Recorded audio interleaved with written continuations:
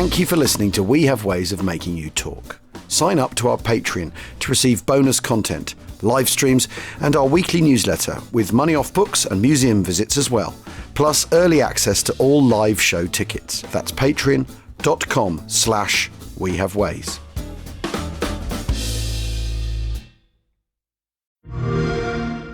Rated RP to M. You're listening to an ad for PC Game Pass. Want new games on day one like Avowed or Football Manager 25? Say nothing if you're getting excited. Thought so. Did I mention legendary franchises like Diablo? And all for one low monthly price? 3 words. We got you. Learn more at xbox.com/PC Game Pass. Some games reference coming soon. Game catalog varies by region and over time. Any questions? I'm just kidding. I can't hear you. Is it time to reimagine your future? The right business skills may make a difference in your career. At Capella University, we offer a relevant education that's designed to focus on what you need to know in the business world. We'll teach professional skills to help you pursue your goals, like business management, strategic planning, and effective communication. And you can apply these skills right away. A different future is closer than you think with Capella University. Learn more at capella.edu. How about some fresh out of the oven gingerbread, bright snowdrop, fresh Iowa pine, and cool peppermint to put you in the holiday cleaning spirit? Made with goodness, not a lot of nonsense. Mrs. Meyer's. See what good can grow. Visit mrsmeyers.com today.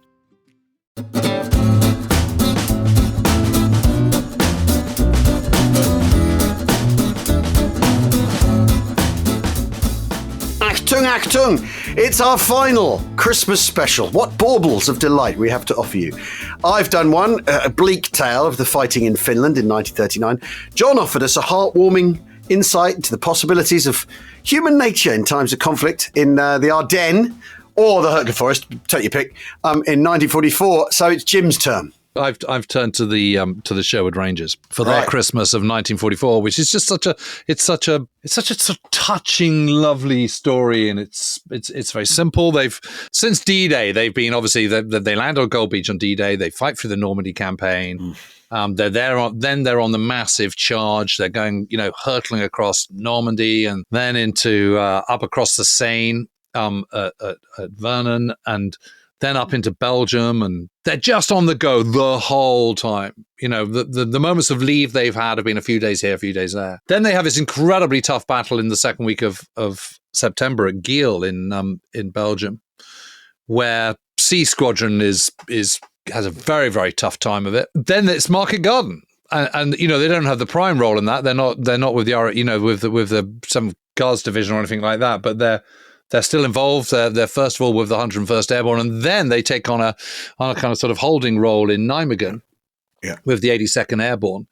And they're stuck there, and it's getting worse, and they're constantly in fight. They're constantly doing armed patrols and getting into scrapes, and people are getting killed and so on. Then they're kind of finally pulled out of the line for a little brief bit, ready for the Battle of Geilenkirchen, where they're kind of drawn down to kind of support the, I think it's the 9th Army, the US 9th Army. The Geilenkirchen battle in November is a really, really tough one. And again, they have a terrible time of it with awful minefields, unbelievable amounts of mud. An enemy that just won't kind of throw in the towel. It's kind of attritional and awful. There's enemy who've got tanks as well, which come into play.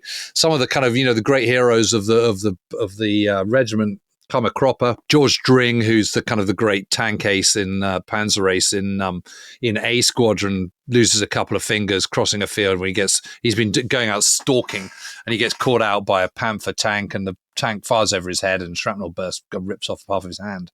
So if that's him gone. John Semkin, who's the commander of A Squadron, has a bit of a breakdown. Stephen Mitchell, who's been the kind of sort of second in command, he gets moved on. And so suddenly at the end of November, beginning of December, the Sherwood Rangers have taken on quite a sudden and dramatic different turn. And it's a moment where they actually have a chance to pause, and they're moved back 15 miles west of Geilenkirchen into liberated Holland to a place called Schinnen. Schinnen is just a little nondescript town. It's it's not doing an awful lot. There's not a lot going on there. But the Dutch inhabitants are very, very grateful to see them there and make a big fuss of them. They'd actually passed through Schinnen just before the Geilenkirchen battle. So when they come back, they're all incredibly touched, the Sherwood Rangers are, to see the Dutch come back out and cheer them and wave them back in again. It kind of makes them feel kind of wanted and valued. But this is a difficult time, and they're immediately formed into a mobile 30-corps force called Fox Force, which is what the Germans would call a Kampfgruppe, or a battle group. And this is with the 43rd Division, Wessex Division, Recce Regiment, one squadron of horse guards, some armoured cars, and a battery of anti-tank gunners, of which Stanley Christopherson, the half colonel in charge of the Sherwood Rangers, is the overall commander. And 2 troops are constantly to be at 4 hours' notice, 1 squadron at 12 hours' notice, and the remaining 2 squadrons at 24 hours' notice, all in rotation. So there's just no chance at all for them to properly chill out. They can chill out a bit, and just at the moment where you've got into kind of, you're just kind of starting to kind of take the weight off your feet a little bit, you're back in the line again, and you've got to be, you've got to be alert and on it and all the rest of it. But nothing really comes of it, and they eventually stood down again, and they're able to kind of go back to the whole squadron is then put on kind of on standby, and there's plans for a big build-up for a big offensive, which then doesn't happen because of Wacht am Rhein, the German assault in the Bulge, in the Ardennes.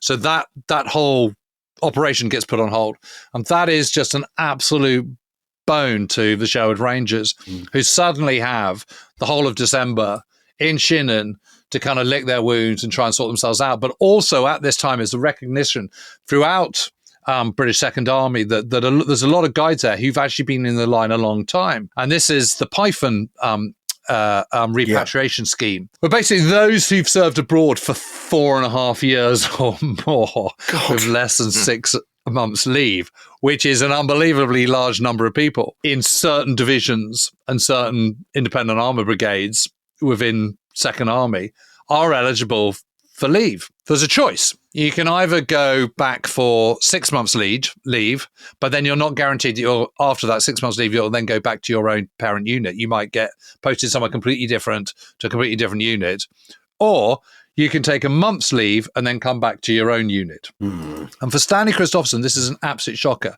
because to start off with, he has made the decision with the Padre, Leslie Skinner, and with the MO, the medical officer, Hilda Young, John Semkin should go home.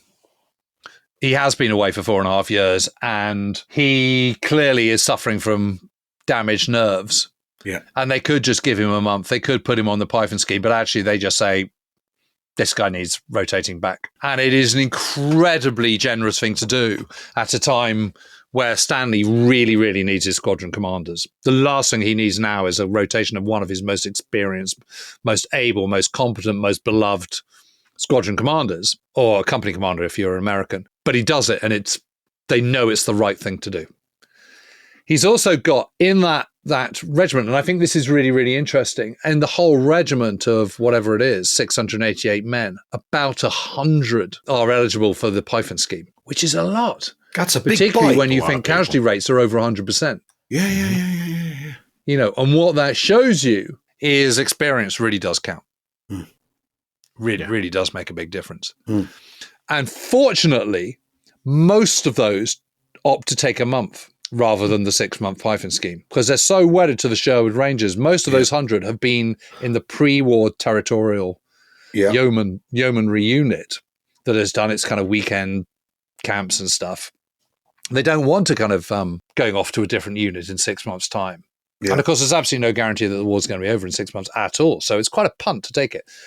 So Stanley is incredibly relieved. He's also shorn of Stephen Mitchell. And Stephen Mitchell's been his great mate, his kind of soulmate. So suddenly he's bereft of a lot of people. And at the end of a long war, that is a really big burden to shoulder. So suddenly he's the man who's got to keep the whole show on the road. And they're all absolutely exhausted, even for this month off in November. This is a really, really, really tough time. The casualties have been enormous since Normandy. Because they're an independent armour brigade, they're also absolutely in the, they're in the vanguard of every single assault. The independent armour brigades are there to support the infantry in the grinding attritional breakthrough role. It is the armored divisions, which are there to do the breakout role. So they've had quite a lot of kind of lingering in the background, not doing a huge amount. I mean, I'm sure if you talk to anyone who was in one of those armored divisions, they wouldn't say that. But it is no coincidence that by the end of the war, the Sherwood Rangers is the single unit in the British Army that has more battle honours than any other, and the single unit has more battle honours just from D-Day to the end of the war. So it's been a hell of a long time. And Stanley Christopherson has been with them the whole time. And since the 13th of June, he's been the CEO. He's been the commanding officer. One of the leadership styles of Stanley was to constantly be upbeat, to be kind of not just half full, but be brimming over, to always have a smile, always have a laugh, be very, very quick to laugh, quick to see the ridiculousness of any situation, to be always humane, to always look out for the needs of the men, but also, command without losing any sense of total respect or authority. And that's such a narrow path to walk down. It's so hard because you get too jokey and you kind of, people take advantage of you. Too strict and people think you're a martinet. It's such a hard line. Leslie Skinner used to do his best and try and sort of, talk to him, and Stanley would come and find him in the evenings and just out it would all come. And he'd just offload with a bottle and, a few glasses of whiskey and just tell everything. And Leslie Skinner said, I don't know how much good I could provide, but I could at least listen to him. They're all in this incredibly vulnerable situation, and they've seen all these terrible things and this sort of unbelievably brutal amount of fighting. And of course, the other thing about the CEO is you have to write to everybody. But suddenly it comes to Christmas. Oh, I should also say that Stanley's picked up a dog as well. He's got a pet dog, so that's one thing he's got. I bet that helps. So when they were in Nijmegen, when they leave Nijmegen. Well, now I think he's vulnerable because when we talked about Peleliu, of course, when the dog died, people were terribly upset. So Murphy died. Exactly, when Murphy died. So Jim, you're just loading him up now with extra possible work. I hope the dog's well, okay. Yes, I know. But I'm gonna say, spoiler alert right now. The dog makes it to the end. It's okay. It's okay. Leave the tension. Yeah. Because I've got a photo of them I've got a photo of them in Austria or something in late 45 with him sitting at the edge of a swimming pool with Beak beside him. Anyway, he calls the dog Beak because that's where they've been billeted, near Nijmegen, that village near Nijmegen. Everyone else absolutely hates this dog because it yaps and nips at heels and all the rest of it. But it is utterly devoted to Stanley, and everyone recognizes that this is all that really matters, and that letters are also coming through from those who've been wounded. So Peter Soleri, for example, who was the I think he was he the B Squadron commander? I can't remember, but anyway, he gets very badly wounded at Geilenkirchen. There's also an incredibly touching letter from George Dring, who's back in England as well in hospital, who's sort of saying that he's got skin grafts touched. He's attached. His hand is attached to his tummy because he's got a skin graft over his hand, so it's stitched onto his tummy. But he's kind of sort of doing okay. It's Christmas time, and Stanley and Padre Skinner and Hilda Young and all the squadron leaders are all determined that the Sherwood Rangers are going to have as good a time as possible. There's communion on Christmas on Christmas Eve. At 9 a.m., in which they all heartily sing carols and listen to a stirring address from the Padre. And then on Christmas Day, each squadron holds its own Christmas lunch with the old tradition of the officers waiting on the men. A squadron and the light aid detachment join the regimental headquarters, which makes life a little bit simpler. And they have fresh pork, tinned turkey, vegetables, plum pudding, and each man is given a bottle of beer. And Stanley goes around and visits each of the squadrons in turn and wishes the men happy Christmas. And by the time he reaches C Squadron, he discovers Arthur Reddish's old crewmate. Arthur Reddish is one of the sort of great characters of the of A Squadron. This guy called Sam Kerman, who somehow managed to drink 6 bottles and is sort of stumbling around, clearly half cut. And Stanley says, during static periods, he always caused trouble and was a grouser of great magnitude. But he was one of those guys who was also kind of a brilliant soldier in when the kind of the heat was on, and you needed him in the kinetic bits, but not so much That's in what the mattered. Yeah. And he's a fantastic wireless operator, so they're always kind of sort of willing to tolerate them. And then after the Christmas lunch, this is what I think is so brilliant. The regiment then lays on a party for the children of Schinnen, who've got nothing. because it's wartime and, they're under German occupation, so there's even less than there normally is. They obviously, no one in Schinnen, none of the Dutch people have had much cheer about, but least of all the children. And so the squadron, the regiment has managed to chop down a Christmas tree and put it up in the centre of the village. And Neville Fern, who's one of the officers in A Squadron, dresses up as Father Christmas. And George Cully, who is A Squadron's Essex Yeomanry forward observation officer, so attached to them, dresses up as a clown. And together they ride down the main street of the village on a sleigh towed by one of the recce troops' honey tanks, which I just think is just completely fantastic. And following behind are the children laughing and trying to clamber onto the sled. It was a typical Christmas, writes Stanley, as the ground was white with frost and snow. And every soldier had been asked to save up their sweet and chocolate rations for a month so that they might have this big sack that Neville Fern has got full of sweets and gifts for every single child in the village. George Cully then performs a whole load of acrobatics, which he was, impressively skillful. And they all had sort of sang yet more carols by the Christmas tree. And then finally, at the end of the day, the officers have their own Christmas dinner. And for the first time since leaving England back in June, the whole officers of the regiment are able to sit down together as one. There's food, there's wine, and there's even a small gift for every single one. And Stanley Christoph's, it's one of those Secret Santa ones. So everyone prepares a present, wraps it up, and they're all kind of handed out willy-nilly. Stanley gets a packet of army biscuits. What could be better than that, right? Oh, thank you. Well, how do you know this is what I wanted? Just what I wanted. And that night in his diary, Stanley writes, "So ended my 6th and last wartime Christmas. I'd spent 2 in England." So this must have been written just after the war, I think. So he goes, "So ended my 6th and last wartime Christmas. I spent 2 in England, 2 in the desert, 1 in Palestine, and 1 in Holland." Gosh. Think about what that party must have meant for those Dutch kids the rest of their lives. The impression it must have made on them. It's just amazing. You think about what they've been through, and yet they've still got, this is why they're number one for me. This is why they're so good, because they're not cynical. They've been brutalized, but they've not let that brutalization overtake their characters. Yeah. At their heart, they are the same peace-loving, carefree men that went off to war back in 1939. Yeah. Yep. And that comes from the top. And that's one of the reasons why Stanley was clearly such an incredible and remarkable CEO, because he walked that fine line between authority and easygoingness and jollity. And he never, ever lost sight of his humanity. And that is not easy to do.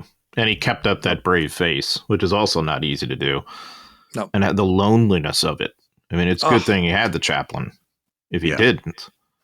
Yeah. The loneliness. There's no one to talk to. There's no one to show the emotions. But it's a magical image, isn't it? The sleigh, one of the commanders is Father Christmas, towed by the smaller tank.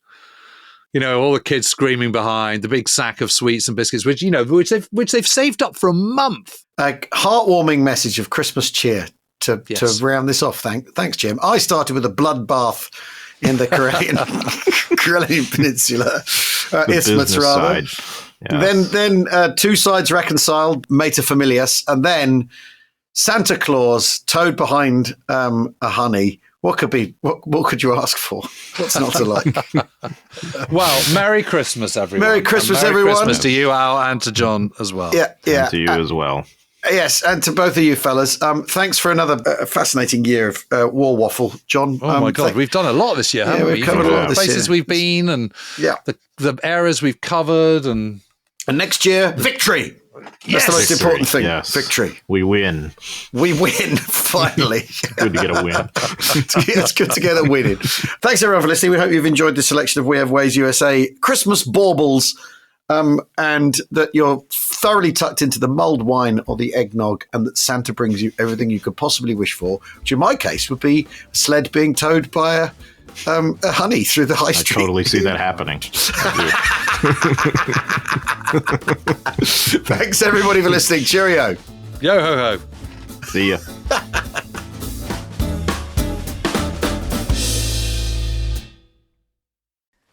When Britain declares war on Germany in 1939, Stork Castell knows life will change forever. for his family, his farm, and the village of Alveston. As war reshapes their world, even the quietest corners of England are not untouched, and the bonds of community and family are tested like never before. From acclaimed historian James Holland, Alveston is a powerful novel of courage and hope in the face of war. Dermot O'Leary calls it beautiful, evocative, capturing the fear and mood of the early days of the war. Alveston, out now in paperback, at all good book retailers.